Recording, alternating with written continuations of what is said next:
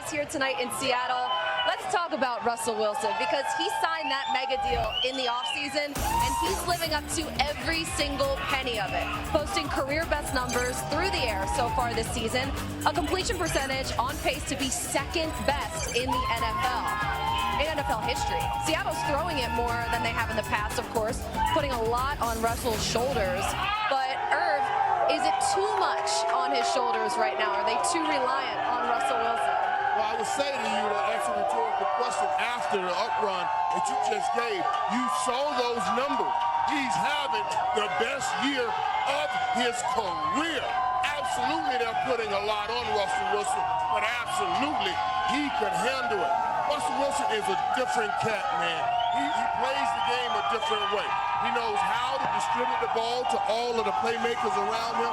And out of all the mobile quarterbacks we have in this game, nobody is smarter with the football and smarter with his own health and body and protecting it than Russell Wilson. So, yes, they put a lot on him, but since he's having his best year, absolutely not. It's never too much. Right.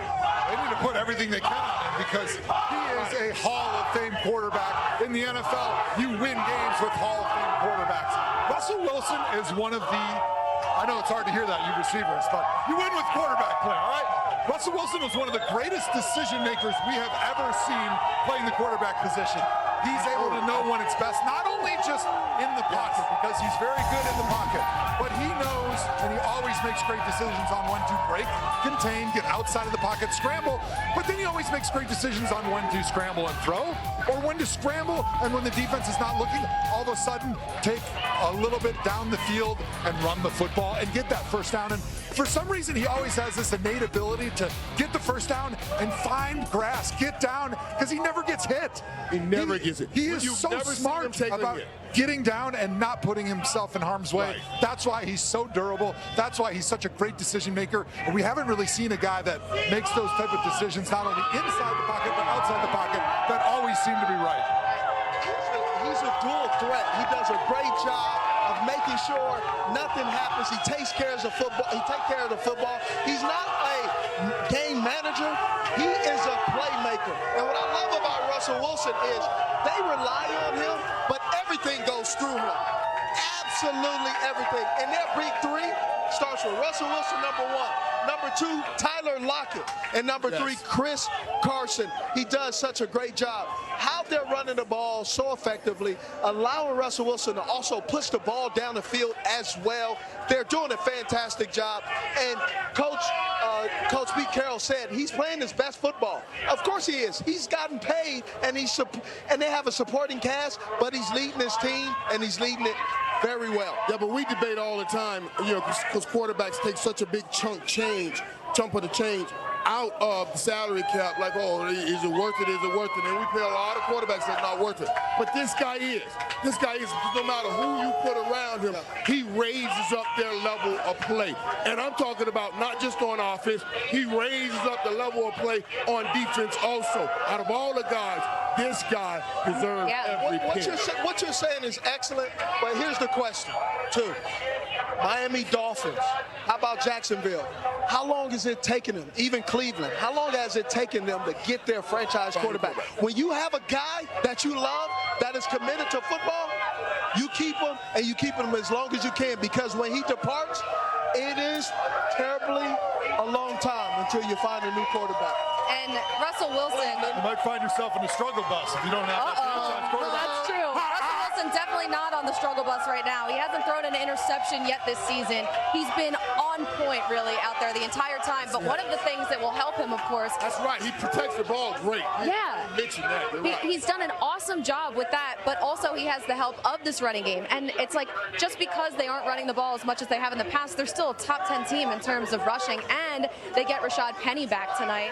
So that helps having him out there. Dwayne Brown is also going to be active, but you have Penny and you have Chris Carson. So Joe. I'm not sold on Penny. Penny's been tiptoeing. Hey, there's a Tony toe tap and there's a tiptoe.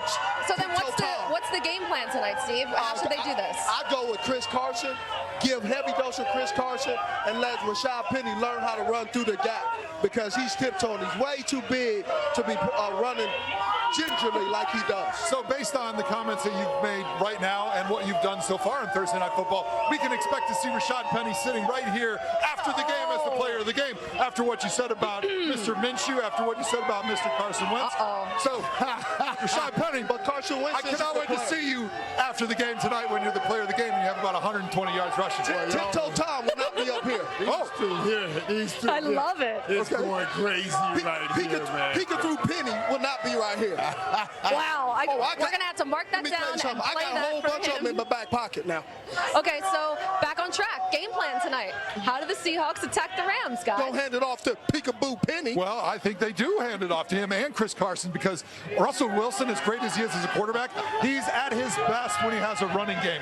They've got a big offensive line. The Rams are coming off of a lot of plays on defense.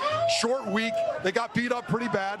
The Seattle Seahawks and Pete Carroll want to see what they can do if they can hold up to the attrition run game that Seahawks want to give them early and often in this game, especially if we get a little bit of rain during this game. It's going to be about setting the tempo early, running the football, setting up those deep shots from Russell Wilson. I get that they're tired from all the plays, but why not just do the same exact thing that the Bucs did to the Rams and just throw all over them? Well, let me tell you something. And the Bucs did a great job of getting the ball out of their hands fast and wearing down that defensive line before they went deep. That was smart of them. But here, what I think the Seahawks should do is try to shorten this game.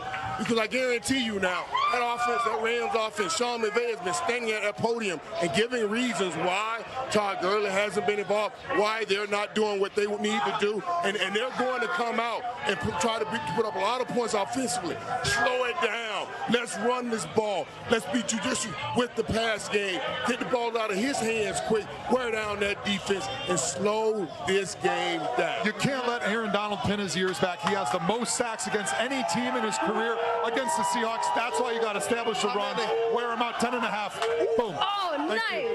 You are on it right now.